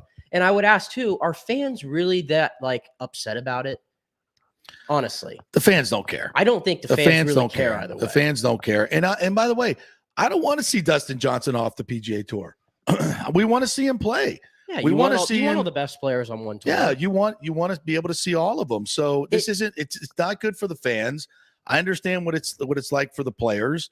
And for the PGA Tour, I get what they have to do. They have to stand strong, or they're going to lose all their players to this other tour. That's happening. And so, they're going to have to sanction, I blame, who I blame. And by the way, their first tour event is opposite Jack's event, the Memorial. I mean, that's disrespectful to the game of golf. Well, I think it's the same weekend as the RBC. That's what it is. I thought it was this weekend. This weekend's a Memorial. Right. The following weekend's the RBC. This is their first event's on June 9th. I thought their first event was this weekend. Okay, my bad. But I think that's the reason why the PGA Tour didn't give the releases in the first place, is because it coincided with the RBC. Yeah, and the RBC, by the way, is a sponsor of Dustin Johnson, but not anymore. And hence why they dropped it, because you're not going to play in the RBC. You're going to play in the London, the LIV Centurion. Yeah, and I'm sure he saw that coming. But for 125 million, I'm sure he made out. I think he's going to be just fine. But I don't know. I'm not into like pinning these guys down and being like, "Why'd you do this, Dustin? Yeah, why are you doing this to us?" I got 125 million reasons. Exactly. I just feel like everybody's got to make their own decisions. That's their. If they don't, that's their problem to deal with morally. In my opinion.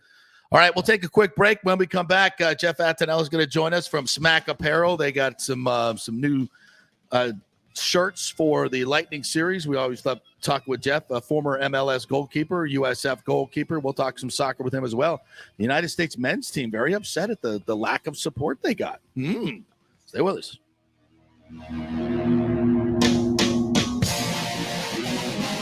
The world economy is in chaos, and mortgage rates are going to go higher in the next few months. Meanwhile, home values are up 24% in some neighborhoods of Tampa Bay. Do not miss this opportunity to refinance your home, get some much-needed cash to handle skyrocketing inflation, and fill up your car. Contact Scott Fitzgerald at American Mortgage Services. Even if you've recently refinanced, Scott can make the deal work because he charges no lender fees like the big boys do. He will also shop your loan around to dozens of lenders and get the best rates and terms. Let them compete for your business. The big banks charge huge lending fees. Customer service is simply a phone number with endless wait times. Scott is local and will personally take your call. Here's his cell phone number. Tell him JP said you could call. 813-294-7595. Scott's done over 3,000 loans, including many coaches and athletes. He will answer your calls and concerns and give you workable strategies to be smart with your money. Reduce your payments. It's not just what you make, it's what you keep. 813-294-7595 or email him at scott@amstampa.com. The health professionals at Bay Area Modern Medical Center want you to know it's time to commit to a new healthy lifestyle. It's literally a matter of life and death. 42% of Americans are considered obese, and being obese made you 3 times more likely to be hospitalized by COVID. So getting in shape is not just about looking better, it's about living much longer. At Bay Area Modern Medical Center, they take a very different approach to primary care. It's personalized, preventative medicine.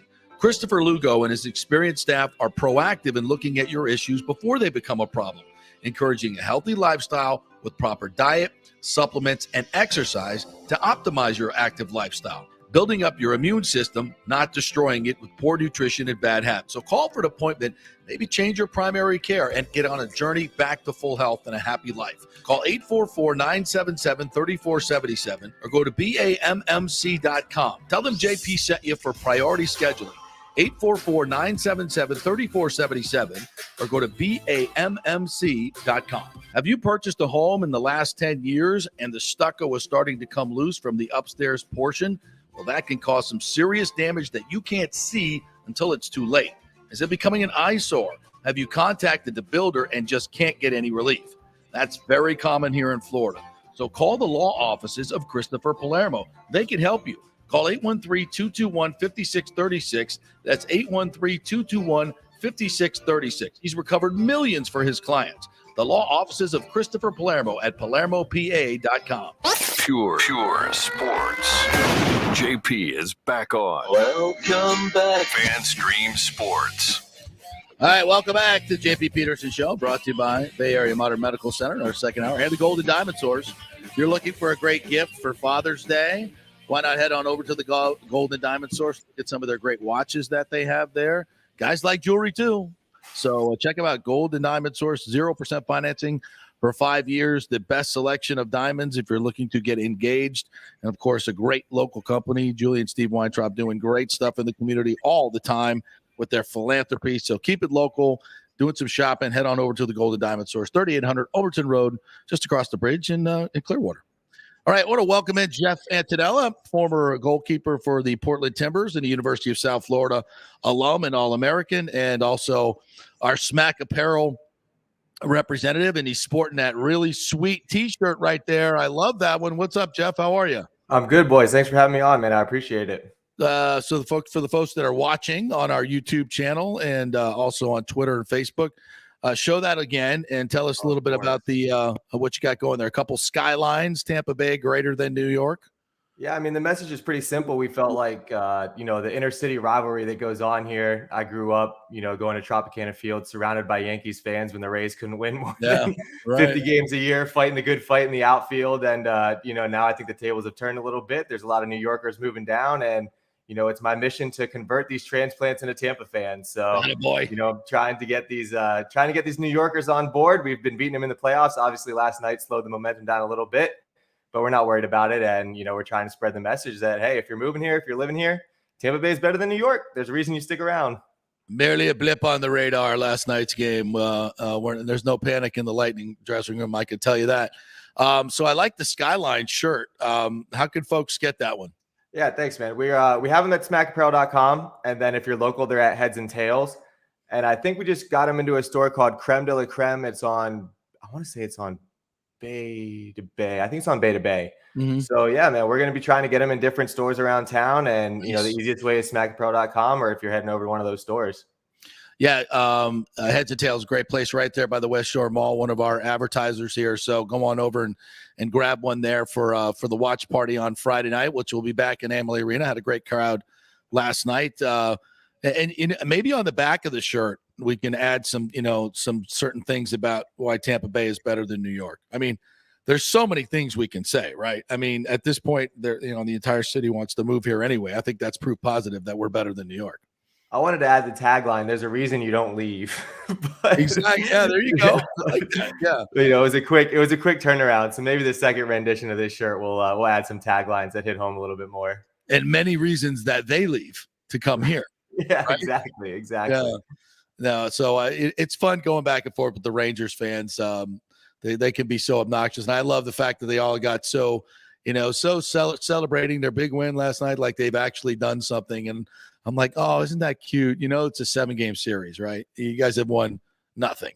Like you have to love. It's kind of like I was thinking about it today when they were chanting Vassey's name. You remember last year in the NBA playoffs where they were calling out Trae Young?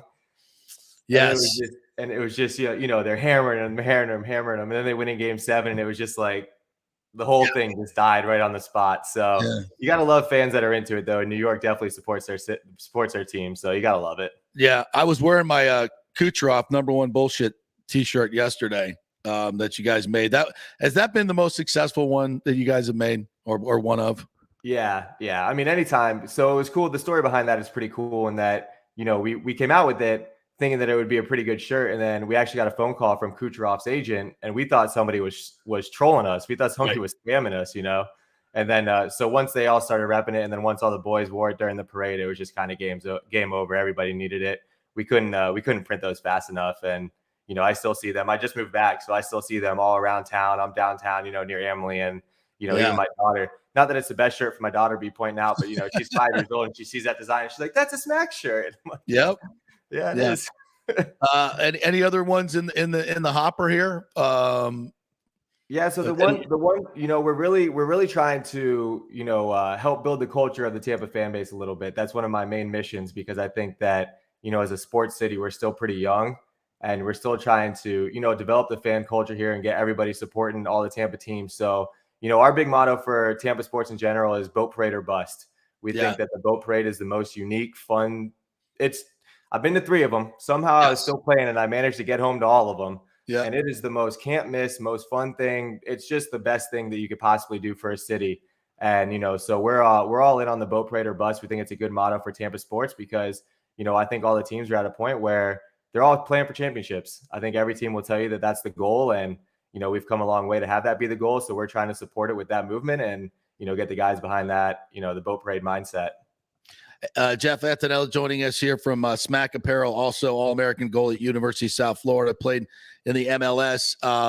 The U.S. men's team won 3-0 over Morocco last night, but evidently the biggest story is Christian Pulisic kind of calling out the United States fans for not a whole lot of support. I didn't see the crowd last night, but evidently it wasn't up to his liking. What do you think about that?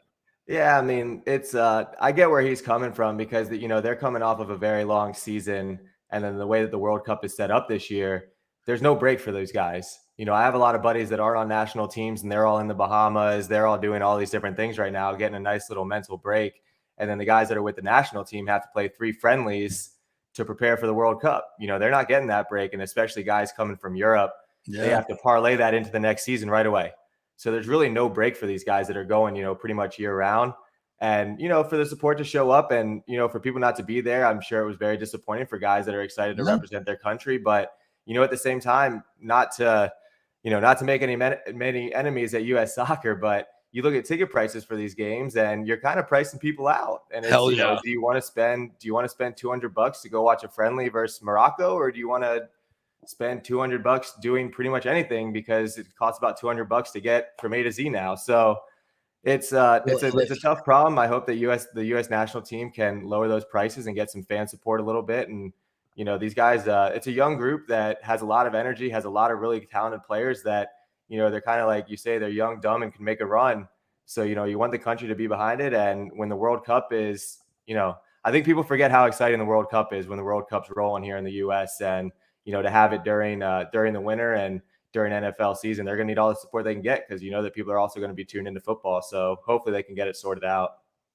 And speaking of the state of soccer here in the States and kind of the MLS, I guess, you have like Lorenzo Insigne's coming over in the summer, and Giorgio Chiellini, who I watched yesterday, is coming over now in the summer, I believe. There's those reports of Lionel Messi coming over at some point, right, to Miami. Just how it might happen. You don't know.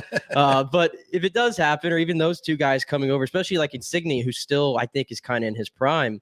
Just again, how big is that for the growth of this league that I think is really taken off here?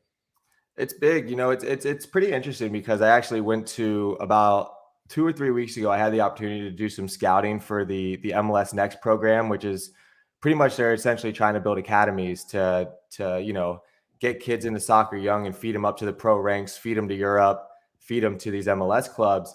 And, just from a youth level alone, the sport has grown immensely. Like, I can't even tell you the amount of resources that are being put into this league and kind of being put into the sport. And then you talk about these big guys coming over. I mean, if Messi comes over, Miami will never be the same. I mean, it's crazy. He's like, I mean, soccer god. Like, he's the closest thing you can get to a soccer god that there is. So if he was to show up in Miami, I think that things would really get out of control. But just the fact that people are coming over here and even for domestic guys, it's a league now where you can actually make real money. Guys are actually making real money playing this sport in this country. And, I was seeing it towards the tail end of my career where, cities that you had no idea had any interest in soccer were selling out stadiums, were packing the house. And, once they can figure out the TV deal, that's what sports popularity ultimately comes down to is, are enough people watching it on TV. But if they can figure that out, I really think that the sky's the limit for soccer in this country, which, I didn't really grow up a soccer guy. I just happened to play it. So for me to say that is pretty, it's a big deal. It's an exciting time for soccer. There's no doubt about it. And the Rowdies are drawing really, really well over in St. Pete. And I think it's a great spot for them. That stadium is just, it seems perfect. Oh, it's beautiful. But you mentioned the ticket prices for this.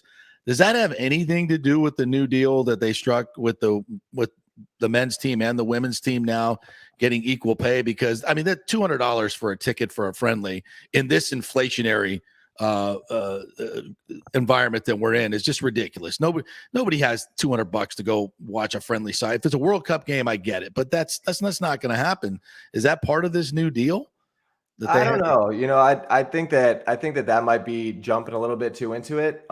Just because, I tried to go to a couple of these things before this new deal happened, and the ticket prices were still a little bit outrageous, or they were a little bit more than I was willing to pay. Yeah. So I'm not entirely sure if that's the framework of it, or it's always been this way. Okay. Yeah. I mean, it's as of recent, I don't know what's going on in the inner workings. I don't know enough people to have that type of information, but it's it's just kind of what it is what it is right now. But in a World Cup year, you'd at least like to see them handing out 1,000 free tickets to kids or something. Yeah, no, absolutely. I do think there's some blame there to be had. And speaking of the Rowdies, I know that obviously we've seen MLS explode in Orlando and in Miami. Is there any chance that I don't know if you can add a third MLS franchise in Florida? It seems like a little much. Is there any chance that Tampa Bay would ever become an MLS market? I hope so. I mean, you look at the stadium and you look at the fan support that they have, and you just kind of look at the way, there are big youth clubs every 45 minutes in the Tampa Bay area, massive youth clubs. So the love of soccer is there. And, the way that the stadium's set up, maybe if that fateful day comes that the Rays head towards Tampa and, then the MLS side becomes the head of St. Pete, and that's just where the headquarters are for, all things MLS. I'm very hopeful that it could happen. I think that, in order for that to happen, I think that we'll need to have some soccer events here in Tampa that sell out, that do well, that pack the house, because I think that everything that the Rowdies have going for them, there is a chance for that. And I don't care if there's 3 teams. I would love it. You look at Texas, you look at California, you look at these bigger states, and, Florida is in those conversations now that, why wouldn't you have 3 teams? You have a team in Atlanta, you have a team in Charlotte. You might as well just make a little Southeastern conference. And, for me, I'd love it if they ran with that. Yeah, that would be fun. Jeff Attinella joining us here from Smack Apparel. We can get those shirts at, we'll just send them over to Heads and Tails. That's the best place. And online, right? SmackApparel.com. Yep. Those are 2 best places. All right, Jeff. Great stuff, my friend. Appreciate your time as always. And when you get a new shirt, maybe we can give some away to the listeners. We'll figure that out and we'll let them know. Yeah, absolutely. I'll shoot you a text and we'll get something sorted because we want to just spread the Tampa greater than New York as fast as we can. I love it. It's great. Show that shirt one more time there. So No there problem. you go. Beautiful. Love that thing. All right, guys. If you want one of those, DM me or put us up on Twitter. We'll put the picture up on Twitter as well, and we'll figure it out. Thanks, man. Appreciate it. All right. Thanks, guys. All right. We'll take our final break and come back and wrap things up, get you ready for game 2. I believe the Bolts have chatted a little bit today, did their press conference, and we'll give you an update on some other stories that we're following. Big Tampa Sports Club Hall of Fame next week, which I'll be emceeing. I want to tell you about. Stay with us. The world economy is in chaos, and mortgage rates are going to go higher in the next few months. Meanwhile, home values are up 24% in some neighborhoods of Tampa Bay. Do not miss this opportunity to refinance your home, get some much-needed cash to handle skyrocketing inflation, and fill up your car. Contact Scott Fitzgerald at American Mortgage Services. Even if you've recently refinanced, Scott can make the deal work because he charges no lender fees like the big boys do. He will also shop your loan around to dozens of lenders and get the best rates and terms. Let them compete for your business. The big banks charge huge lending fees. Customer service is simply a phone number with endless wait times. Scott is local and will personally take your call. Here's his cell phone number. Tell him JP said you could call. 813-294-7595. Scott's done over 3,000 loans, including many coaches and athletes. He will answer your calls and concerns and give you workable strategies to be smart with your money. Reduce your payments. It's not just what you make, it's what you keep. 813-294-7595 or email him at scott@amstampa.com. The health professionals at Bay Area Modern Medical Center want you to know it's time to commit to a new healthy lifestyle. It's literally a matter of life and death. 42% of Americans are considered obese, and being obese made you 3 times more likely to be hospitalized by COVID. So getting in shape is not just about looking better, it's about living much longer. At Bay Area Modern Medical Center, they take a very different approach to primary care. It's personalized, preventative medicine. Christopher Lugo and his experienced staff are proactive in looking at your issues before they become a problem, encouraging a healthy lifestyle with proper diet, supplements, and exercise to optimize your active lifestyle. Building up your immune system, not destroying it with poor nutrition and bad habits. So call for an appointment, maybe change your primary care and get on a journey back to full health and a happy life. Call 844-977-3477 or go to BAMMC.com. Tell them JP sent you for priority scheduling. 844-977-3477 or go to BAMMC.com. Have you purchased a home in the last 10 years and the stucco is starting to come loose from the upstairs portion? Well, that can cause some serious damage that you can't see until it's too late. Is it becoming an eyesore? Have you contacted the builder and just can't get any relief?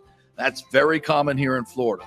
So call the law offices of Christopher Palermo. They can help you. Call 813-221-5636. That's 813-221-5636. He's recovered millions for his clients. The law offices of Christopher Palermo at PalermoPA.com. Pure sports. JP is back on. Welcome back. FanStream Sports. All right, just a couple minutes left here on this Thursday. By the way, Scott Carter was called into a meeting there in Destin at the SEC meeting, so we're going to try to get him on tomorrow. A couple other stories to get to. Tragically, Marion Barber found dead in his apartment at the age of 38, former Dallas Cowboy running back. No real cause of death so far. There have been some reports about he was dealing with CTE issues. Just wow, we're seeing this a lot in former NFL players dying at a very, very young age. Of course, there's a lot of that happening in the general population as well. But as far as I've seen, there's no cause of death. But I mean, just another tragic young life taken. No bueno. I forgot to ask Jeff about this, talking about soccer. Did you watch? I watched a little bit of the Ukraine match yesterday as they won 3-1 over Scotland. And as they try to get into the World Cup, they beat Wales on Sunday. then they will be into the big dance, the big World Cup dance, which is incredible because they haven't really been able to train. And they handled Scotland pretty good. Yeah, they got Scotland pretty good. I feel bad for Wales. Nothing because Wales didn't do anything wrong, but I think they're going to have probably the entire world, excluding Russia and a few other countries, rooting for them. Yeah, for Ukraine that is. But if they get in, what a big FU to Russia. Yeah, which is already. I mean, because Russia got banned from being it, which I don't love the fact the players got banned. Yeah. I hate that for them because none of them support it, but. As a federation, I get it. So it'd be great to see Ukraine get in there. Yeah, it would. That would definitely be a slap in the face to Russia. And they play, I'll tell you what, Ukraine played really, really well. From what I saw yesterday, I watched about half the match, and they were very dangerous, and you could tell they're playing inspired soccer right now. Yeah, really, really good stuff. The Tampa Sports Club coming up this next week, Wednesday. I'm going to MC the Hall of Fame inductions, and among others going in, our good friend Brad Johnson, Buccaneers Super Bowl quarterback. Big Bad Brad. Is he gonna do some trick shots while he's on the stage? I would think so. Can we set up like a hoop somewhere in that auditorium? You know what? I'm going to text him and see if we can do something like he can make some shot across the auditorium. I think that would be fun. Yeah. Big Bad Brad. Gail Sirens, my former colleague, going in to the Sports Hall of Fame as well. It'll be very fun to welcome her and a few others as well. So Gene Deckerhoff's going to be there, and then all the who's who next week. So I'll look forward to that. We're going to try to get a bunch of them on the show as well, leading up to it next week. That's going to be a great event. I think, if I'm not mistaken, all the tables are sold out. But Tampa Sports Club, you can Google them and see if they have some tables available, because that's going to be a great event. All right, we did not get to any John Cooper, so I want to hear from John Cooper after last night's Game 1 loss, 6-2 to the New York Rangers. And I think what's interesting about this is you could tell this coach has been here before. There's no fire away. Questions for Coach Cooper? Please raise your hand. Wait for the mic. What the hell happened? Right in the front here. Seems like you guys bounced back from an early first goal by that. You got to get away from you guys in the second period. Like you said, the first goal, it sucks. Whatever, minute and a half in or whatever it was. But I thought we rebounded well. I think you go into the room after the first, we're feeling pretty good about ourselves. Mm-hmm. But I think a little puck management got the best of us in the second, a little bit. Having to defend too much. I think there were things we did tonight we hadn't done a ton of in the previous two rounds. The Rangers have some dynamic players, and you give them an inch and they'll take a mile, and they did that tonight. And give credit to them. They're a good team. Turks got them rolling, and they compete hard, and they didn't fluke their way to where they are in this playoffs.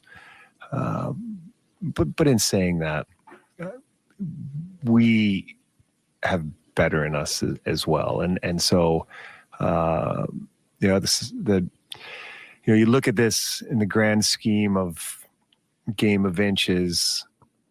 I think it was 3-2, and Hetty hits the post. It's instead of 3-3, and I think the next shift they make it 4-2, and so that, trust me, I'm not guaranteed. That doesn't mean we were going to win the game, but being tied instead of down 2 would have helped. But I think we got better in us. We're going to show up in 2 nights from now. We'll go to Eric.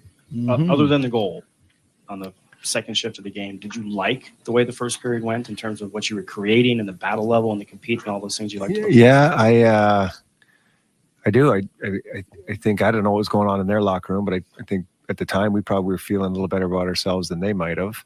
But they came out and had some urgency, and some pucks went in the net for them.